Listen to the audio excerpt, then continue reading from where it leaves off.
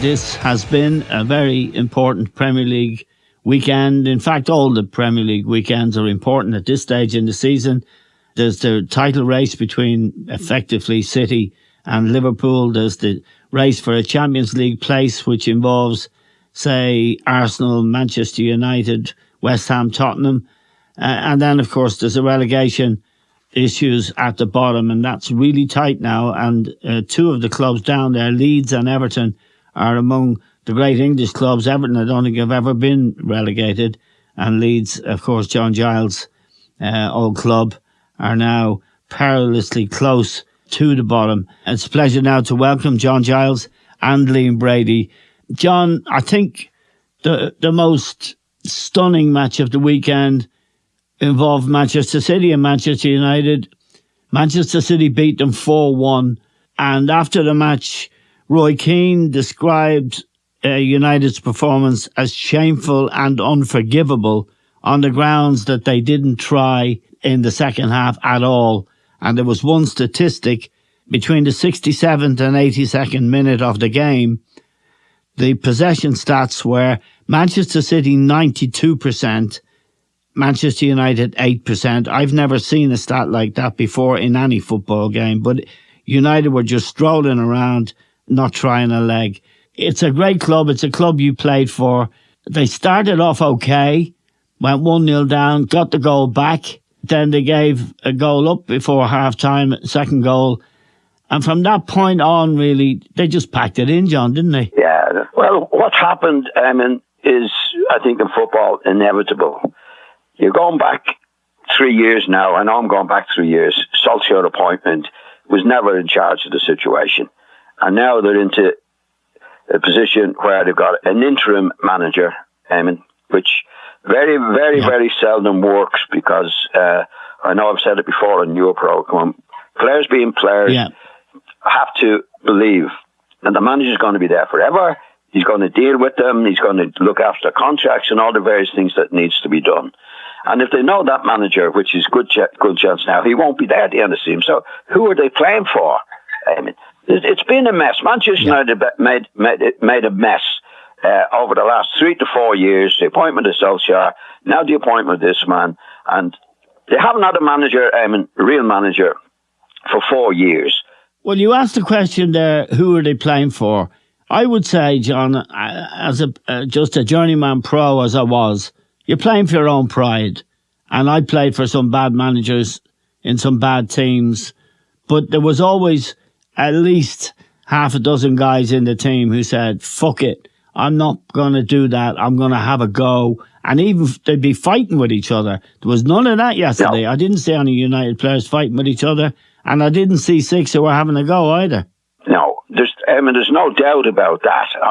But what happens in the situation, in my opinion, with Manchester United, you've got loads of different personalities there. And if you don't have a leader, every one of these has their own gripe. Yes. In other words, the centre-half says, there's nobody coming back. Centre-forward says, I'm not getting any good balls in here and that. It just doesn't happen. You have to have a leader. The managers are the leaders. You look at Klopp and Guardiola and Tuchel and these guys. There's no messing about. They're managers and they're in charge of the situation. And of course, if they get any bad lads, they're out. Yeah, they're out. They just won't have it. I've said before in this program, mainly, if Klopp was offered Pogba for nothing, I don't think he'd take him. No, I don't either. I agree with you. Right. We've agreed on that before. Liam, I've never seen a stat like the one I quoted, 92%, 8% over a period of 15 minutes. Now, this fella, Ralph Rangnick, this interim manager, clearly he doesn't know much about what he's doing. But the way United packed it in yesterday, I've very, very rarely seen it. I don't know about you. You've played in great teams and you've been a great player and you've probably never been in a team like that. But there's always someone, isn't there? And there's always guys geeing others up. Come on. John asked the question, who are you playing for? Well, you're not really playing for the manager. You're playing for yourself, aren't you? Yeah, but they all down tools, didn't they, Eamon? They Absolutely. Really did. They're fragile. They're fragile. There's no backbone. And I think that's what Roy Keane is on about, really. for a club like Man United to just, give in, which they did yesterday in the second half, is not really on, is it? But then I agree totally with John. The players need leadership. They need to be fearful of the manager. I don't think anything like that's going on. I think player power has taken over Old Trafford. Yep. I just wonder who's making the call above the manager. Who's in charge of the situation? I don't know anymore. Nobody seems to want to front up and say, well, this is the plan. This is what we're going to do. Everyone's gone very, very quiet there.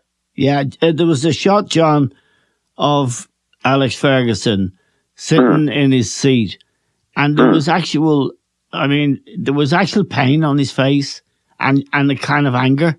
Now, Fergie's seen it all. He's done it all. He's built this club in this part of it, the club that now exists. It must be shameful for him as well. I mean, and to be fair to Keane, he's not afraid to call it, but the pain I saw on Alex Ferguson's face was almost pain and embarrassment. Yeah, well, I mean, if you go back to his time, did you ever see it happen with him? No. No, because he was a manager, Eamon, who controlled the players, was in charge of it. He threw a boot at David Beckham one time because he wasn't doing what he was supposed to be doing. You have to have a manager there, Eamon, that the lads respect, first of all. And as Liam said, have a certain fear about them. This is what you have to do. Yeah. That's not the case at Old Trafford. It hasn't been for 4 years. And you get an interim manager in, like, it's very, very difficult for anybody to respect a manager that they know is not going to be there in a few months' time. It's a mess, and it's been a mess for a long time by the people involved in Manchester United. Since Ferguson left, Ferguson was in charge of the situation. He was a great manager. But did you ever hear the players not having a go for him, Eamon? No. It just didn't happen. Well, here's another question for both of you. I'll put it to you first, Liam. Pogba's earning 300 grand plus a year, and they've offered him 500 grand if he doesn't walk, which he's entitled to for nothing at the moment. I mean, you play for your fans. The 73,000 Manchester United fans, we know how passionate they are. You'd do that, wouldn't you? Well, leopards don't change their spots, Eamon, do they? He's a bad lad. He's a bad apple in the barrel, and they should have got rid of him, in my opinion, a long, long time ago. The writing's been always on the wall for me with Pogba. He's always let you down. Yes. And I wouldn't entertain. I wouldn't entertain giving him another contract. I'd just let him go, Eamon. Ozil left Arsenal. It was the best thing that happened. Get him out. Aubameyang wasn't a good lad at Arsenal. He's gone now, and the team is much better for it. But if Pogba's always there, sooner or later the manager's going to give him another go, and it's like a wheel that's going round and round at Old Trafford. Yes. And nothing seems to change. It's in a really bad situation. I don't want to be unduly harsh on Alex Ferguson, but I'll ask you both. You first, John. Is Ferguson, to some extent, given his influence and power at the club, responsible for this decline, or is that really unfair? I think it's very unfair. Right. Eamon. Okay. I don't think he's got any charge whatsoever. I think he might have had some influence when he first stepped away and David Moyes came in. Yeah, it was his choice probably, yeah. Yeah. Well, I say he would have an influence on it. After that, I'd say he had no influence whatsoever. And I think what happens to clubs like that, and there's people behind the scenes, Eamon, who are in charge of the situation. Yeah. We don't know who they are. The Glazers, the Glazer family. Yes, but I mean, the people who are on the day-to-day decisions on, like if you mentioned Pogba there. Yeah. Right? Now, there's no doubt, everybody knows, we know, Pogba's a bad apple, he should be out of the place. But there'll be moneyed people there at Old Trafford who would, in the situation they're in with Pogba, would kill them to let Pogba go for nothing. They're money men. Yeah. They bought him for 90 million, Eamon. Yeah. And for them to let him go or say, get out, they're offering him more money because they don't want to be shown up that he's going for nothing at the end of the season. Yeah. That's what that's held up since Ferguson left, in my opinion. That's what's happened in the club, bit by bit by bit. There's people in charge there we don't even know, and they're giving they're in a situation where Solskjaer had to go. They've got an interim manager in. It's a total mess over a period of time, Eamon. Right. And you can't run a club without a top manager. Right. And the players should be having a go all the time. Definitely. But I think it's difficult when you're in the dressing room. Yeah. Like they're talking about Ronaldo. Was he injured? Is he not injured? Is he dropped? Is he not dropped? Nobody knows. He cleared off at the weekend, apparently. All that carry on. And all the stuff that's going on is because if Ferguson, you can imagine if Ferguson was there now, Eamon. Yeah. There'd be none of them left in the place, or they wouldn't be doing what they're doing. Right. No way. Liam, there was a similar situation. The two most influential and powerful managers for well over a decade in English football were Arsene Wenger and Alex Ferguson. Wenger cast a huge shadow, was a great coach, and was a big, big man at the club. Characters that are that big and that influential, when they do step down, it's very, very hard. Is it uniquely hard? And you were there through that. You would have seen that.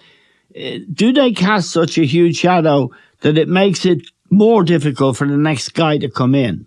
Or does it make the money men, the board boys, say, we don't want another Ferguson who's going to tell us what to do. We don't want another Wenger who won't let us get on with what we want to do, which is make money. Well, I think that's certainly what happened at Arsenal. Yeah. They didn't want the title of manager anymore. They wanted a coach. Yes. And that's when they replaced Arsene Wenger with Emery. That's what he was called. He was called the first team coach. Because they wanted to be in control of the buying and selling. They didn't trust the manager on his own to make that call. But the best managers are able to make those calls. I would disagree slightly with John. I would say Fergie had quite a bit to do with Solskjaer coming back to the club. I would have said that after the failure of Van Gaal and Mourinho, I think they might have turned back to Ferguson and said, "What do you think?" And he said, "Well, let's get one of the old players back in, steady the ship, make the atmosphere better." And it did. It did when Solskjaer come in. That did happen, and. But he was never in the mold of an Alex Ferguson. He was never a leader like Alex Ferguson, and that's the kind of manager they need. But whether the money men or whoever they are, the Glazers or whoever the Glazers have employed to make these decisions, it seems to me that they don't want a strong manager. They want to be in control of many things surrounding the team, and that's probably why they're in the mess they are. Well, it's not probably. It is why they're in the mess they are. It is why, yeah. Let me just ask you about Arsenal, Liam. They've 3 games in hand of Manchester United. They're a point ahead of Manchester United, and they have a great opportunity now to win the Champions League place, that 4th place behind Liverpool, Manchester City and Chelsea. How's that going? They got a good win away at Watford. John told me that he thought they played really well and although it was 3-2, that scoreline flattered Watford. What did you make of it? Well, they got some great goals, Arsenal, some great combination play, really good one-touch football. Yeah. Very quick, very slick, and the young players they have in the side, like Saka was tremendous yesterday. Martinelli, even Odegaard, who I've got my doubts about, and I've aired him on the podcast with you. He's linking up well. He's played well the last month, and they're in a great position to get 4th now. I would say the only danger to them is Spurs, and Spurs are going to play tonight against Everton, so that's going to be a big match for both clubs. But I think with 3 games in hand over Man United, 3 games in hand over West Ham. I think they're looking good for 4th, and it's only really Spurs that's going to stop them. Arsenal have got to play United they've got to go to West Ham. They've got to play United at the Emirates, and they've got to go to Spurs, at White Hart Lane. So those games are going to be huge in the context of qualifying for 4th, but they put themselves in a really good position. Yeah, John, you were impressed with Arsenal yesterday. Yeah, they're good young players, Eamon. Played well, as Liam said. The goals were brilliant. brilliantly taken, good moves, good passing, good finishing. I think they're on the up and up. I think maybe getting a good experienced player, in the middle of the field. But, I think Arteta is definitely making progress. I mean, he's had a hard... It was never an easy job going into Arsenal, but I think he's making a good job of it. Now, Leeds, John, the way to Leicester the weekend, 1-0. We were talking during the game. You tipped me the winner 1-0. Which was a 7-1 chance, but I was too busy backing horses to pay any attention. But you saw some signs of encouragement. Clearly, you were very much against the sacking of Bielsa and the appointment of their new American manager, but you saw something to encourage you. Yeah, they played well, Eamon, especially going forward. There was a good spirit about them, and I'd say they were overall unlucky to not to get a draw from the game. But it's so complicated in many ways. I mean, I think there's Jesse Marsh. I think he's a good PR man, Eamon, to start with. Now, I don't know. He's American. He wasn't American lad. He wasn't wasn't too bothered about giving himself a pat on the back. He said, I've only been there 4 days and you can see the difference already. And I don't know. Then at the end of the match, he gets all the players in the middle of the pitch, Eamon, to have a chat. All the players, the staff in the middle of the pitch. Well, you can do that in the dressing room. You don't have to do that out in the bed. I think he's a PR man, I'm going to wait and see, because they had some chances, Eamon, in the game, there's no doubt. But if you go back to the very bad game when Bielsa's, one of his last matches, they were beaten 4-0 at home to Spurs in it. Now, they created some chances in that game, Eamon. You know what I mean? Yeah. Now, they got a hiding, but they created some chances. So what they were doing very, very badly recently with Bielsa was losing goals. They were losing goals, very, very badly defending, terrible. Well, the goal at Leicester should have been stopped. It was really bad defending from Leeds. So, I still got the jury out on him, Eamon. I think he's saying all the right things, or seems to be saying all the right things. But I want to see a little bit. But it was a better performance against Leicester, all right. I thought they were a bit unlucky not to get a draw, so that's a start. But I'll wait and see. I agree with that, Eamon. I watched the game as well. And Rafinha had 2 or 3 really good chances to score for Leeds. Yeah, tap in. But they are definitely in trouble, and I agree with John. I wasn't too impressed with this American guy getting all the players on the pitch. This was almost like, look at me type of thing, And I could see some of the players going, really? I looked at some of the players' expressions and said, really, do we have to do this? It should be done in the dressing room. But this guy was showing off. So I would agree with John. The jury, you've got to wait for this guy, but I have a feeling it might be a bit of a fake. Yeah, and of course he's showing it's something Bielsa would never have done. He wasn't that type of man. Leeds are played 27 games. Everton, who are just below them, 1 point behind them, have 3 games in hand. Burnley have 1 game in hand. They're only 2 points behind, and they're putting in a sterling effort at Burnley. It looks like Watford and Norwich are for the drop, but that it would be rather sad if Leeds were to go down, and given the potential there is in the club. I want to ask you both about Liverpool now. John, they really got away with one, I thought, on Saturday. They won 1-0, but, West Ham had at least 4 good chances, and even Mane's goal was kind of borderline offside. He was onside. He ruled onside by VAR. They did create chances, Liverpool, but West Ham found it easy to create their own chances. And there is a problem, isn't there, with that Liverpool team? You always feel, no matter who it is, that there's chances going a begging. Yeah, well, they had a few chances, there's no doubt, Eamon, West Ham. And I think it goes back most of the time to this high line they're playing, Eamon. I'm sure your listeners are fed up listening to me to it. Well, but one listener in particular criticised you. You never get criticised. But he said the high line works. It enables Liverpool to press up the field, to win the ball back, and to put pressure on the opposition. And he wants to know what you're talking about. So now I don't know what he's talking about. You can't say that about a listener. I'm talking in football terms, because if you're going to press him, you don't have to. You can get the defenders coming up high on the pitch, all right, but they have to get into a defensive position. You can't be when you're playing the high line. You're on a wing and a prayer, Eamon. If everybody doesn't do it properly, or somebody makes a little mistake, they're in on the goal, as we saw. Against West Ham and other teams. Yeah. So there's a balance to it that of course you can press up the field, but you have somebody on the cover. It's not something that they're all going to run out.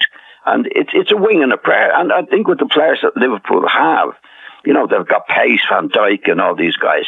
You don't need to do it. And certainly when you look at the matches, most of the things that happen against Liverpool, chances against him, are from them playing the high line. Yeah. And I don't think they don't need to do it. No, and getting it wrong and being square, and three guys step up, one guy doesn't. Liam, ironically, Trent Alexander-Arnold gets the most criticism for defending, shall we say, sloppily. But he saved them twice, actually, on Saturday. Where are you on the high line? Because you played for so long in Italy in a great Juventus team, and you played in the league for I think 7 seasons. It would be anathema, wouldn't it, to the great Italian defenders? Yeah, well, they never relied on offside decisions. That's what Liverpool are relying on. They're relying on the linesman to get them out of trouble. But if the guy times his run properly and if the pass is good, you're just going to. One good pass and one good run is going to take 4 players out of it. And that's what's happening at Liverpool. For me, they're relying on offside. Van Dijk has been lazy. He's not running back. He's not going with runners and things like that. Trent Alexander is a ball watcher. He's not aware of what's happening around him. But your listener is probably right. Usually they outscore teams. They might concede 2, but Liverpool generally score 3 or 4 nearly every game, Eamon. That's how good they are, but on Saturday they missed chances and they were very, very, very lucky to get away with, some of the chances West Ham had Antonio had a shooting boots on, he could have had a couple of goals, and Lanzini missed a sitter, didn't he? So Liverpool weren't convincing. They weren't convincing because 1, they didn't take their chances, and 2, for this high line. Yeah, and Fornells was the guy who made the break through the middle. He was one-on-one with Alisson, and he did actually dink it over his head, and it was Alexander-Arnold that got back and cleared it off the line, but it was a great chance. And as you say, just to ask you both again, Liam, this new Liverpool player is Colombian, Luis Diaz. I think he was good again, wasn't he? Yeah, he was good again I think he's got almost everything. Quick pace, attitude. Yeah. He picks a ball out like he's not a brainless winger. He's got everything, hasn't he? Yeah, I think he's going to be a huge addition to that squad. We had this discussion last week. Is he a threat to Salah as regards renewing his contract? Maybe. Yeah. We'll have to watch that one play out. It could possibly be the case that they let Salah go and they place their fate in Diaz. He looks very, very good, Eamon. Yeah, and John, if they let Mo Salah go, they'll burn the bloody stadium down, and I'll be there with them handing out the matches. But this guy, you're the most rigorous of all the critics. I love him. I think he's a real seriously good player. 37.5 million was the buyout clause in his Porto contract. How good do you think he is? Yeah, Well, I wouldn't be going overboard on him like you are, Eamon. I'd give him a bit more time. He looks the real deal. He looks it. But let's wait and see. He's only played about half a dozen matches. Yeah. But I think to get point, just a point from last week, which Liam made, and was a very good point I didn't think about. When I was suggesting that they were buying this lad to replace Salah. Yeah. And not paying him. And Liam made the point, well, if they give Salah the money that he wants and he don't give it to the rest of the players, then you ruin the team spirit. Yeah. I hadn't thought of that, to be quite honest. And I thought, no, you have to pay him because he's so good. But I think if they're pursuing the policy, which they seem to be pursuing, then they'd have to be in a position to let Salah go. They couldn't give him the big money that he wants, because it would ruin the team spirit because everybody else would want similar money. So I think they made this lad looks the real McCoy, and it could well be a replacement for the future. I wouldn't be surprised if that was the case. If you were if you were Jurgen Klopp, John, and the board said to you, Fenway Sports they're Americans, and they have a team called Boston Red Sox, baseball team, and they had a very similar situation to the Salah situation. They let the guy go, they tumbled down the league, and the club that the guy went to won the baseball championship the next year. If you were Jurgen Klopp, what would you advise the board to do? Well, before Liam made his statement last week, I would have, as Klopp, convinced them to keep Salah. Right. I would have convinced them convince them, or try to convince them to keep Salah. But when Liam mentioned it, then I'd have a different take on it altogether then, because I never thought of the team spirit situation. And if you give it to Salah, then the likes of all the top players, and it does happen in football, Eamon, because, they say, well, he's not making goals on his own. He's not doing this on his own. We're all a team. We're all part of the team. So it could ruin the team spirit, and I think Klopp would have to go along with that.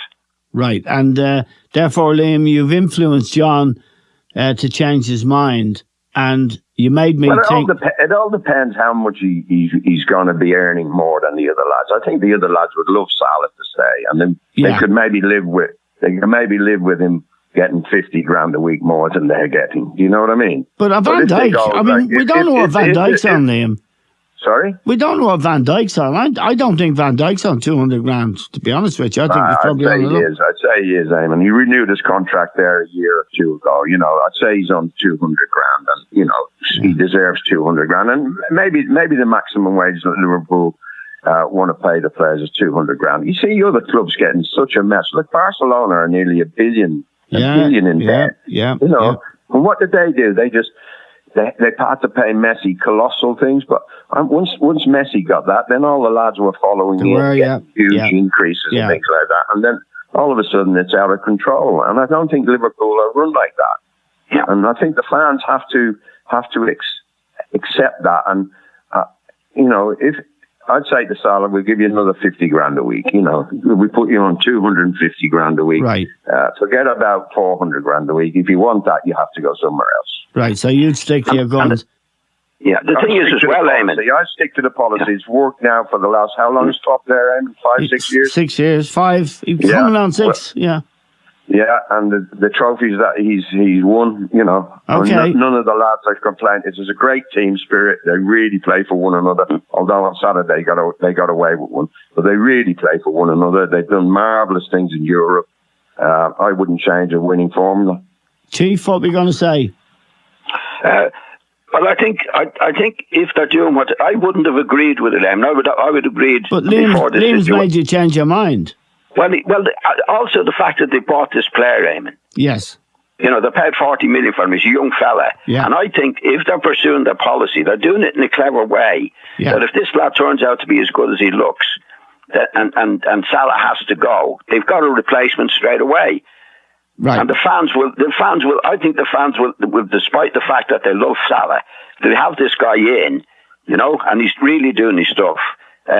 They can get away with it in a certain way. Well, I don't normally assert myself, but I'd say to both of you, Diaz is a very, very good player and amazing. He's no Mo Salah, and he won't get the goals or assists and light up the game. Salah is the best player in the world at the moment. And I'll just tell you a little story. When I was at Millwall, I was made the highest paid player in the club's history when I got my cap for Ireland. And I was put up to 35 quid a week. There was murder. You were way overpaid, Eamon. Way overpaid. Way overpaid. I don't blame the players for complaining about that, Eamon. There was murder. Keith Weller, all these England internationals, Barry Bridges, they went mad. Now that's a joke, but that's the kind of money we're talking about at the time. As always, I'm very grateful to John and to Liam for contributing to the stand and for listening to my bad jokes. Thanks, guys. I know you're over, Liam, for Juventus Inter match tomorrow. No, Liverpool Inter tomorrow. Oh, sorry, night. yeah, Liverpool Inter, yeah. And we wish you good luck with that venture. And we'll talk to you both next week. That's John Giles and Liam Brady, two of the greatest players there's ever been. Neither of whom, John didn't get 200 or 300 grand a week. I'm not so sure about Liam. That's all we have time for now. We'll talk to you soon.